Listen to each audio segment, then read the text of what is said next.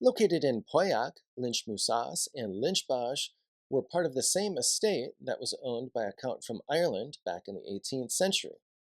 But that estate was so large, it was ultimately split up, with half of the property becoming Lynch-Bages and the rest of it becoming Lynch-Moussasse. If Lynch-Bages is not my favorite fifth growth Bordeaux producer, it's certainly a sentimental favorite. Lynch-Bages is the very first winery that I visited in Bordeaux, and it's a memory that I still cherish to this day. In addition, I've had many outstanding tasting experiences of Lynch-Bages over the years, and the quality has been consistently outstanding. The Caz family has owned and operated Lynch-Bages for many years. In 1973, Jean-Michel Caz returned from Paris, where he had been working as an engineer, and he began working for Lynch-Bages. At that time, he set out to improve absolutely everything on the estate, from the warehouses to the winemaking facilities to the vineyards. In addition, significantly, Jean-Michel Caz began traveling a great deal to promote not only the Lynch-Bages wines, but Bordeaux wine generally. He even visited China as early as 1986 to market the wines, which is certainly one of the very first trips that a Bordeaux producer made to China for that purpose. Lynch-Bages completed another modernization project in the winery in 2021. That was significant because it allows for plot-by-plot vinification, which is a best practice in Bordeaux because, among other things, it allows for more precision in the winemaking process. Lynch-Bages is located in the Pauillac appellation, and it has 100 hectares planted to vine. Specifically, the vineyards are planted to 75% Cabernet Sauvignon, 17% Merlot, 6% Cabernet Franc, and 2% Petit Verdot.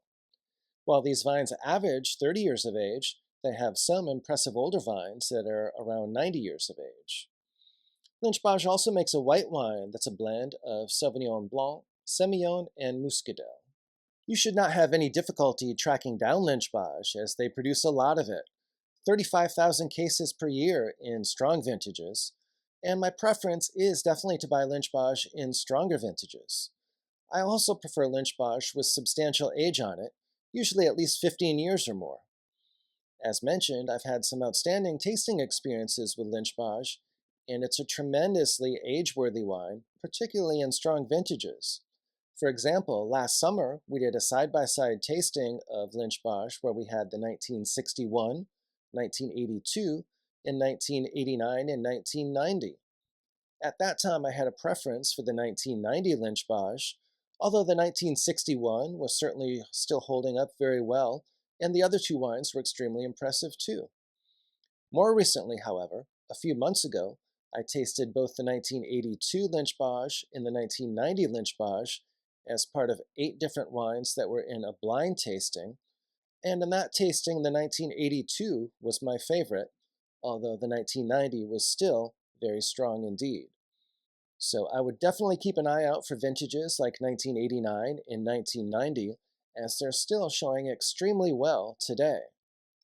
More recent vintages of Lynch-Bages that I enjoy include 2009 and 10, 2015 and 16, and 2018 through 2020.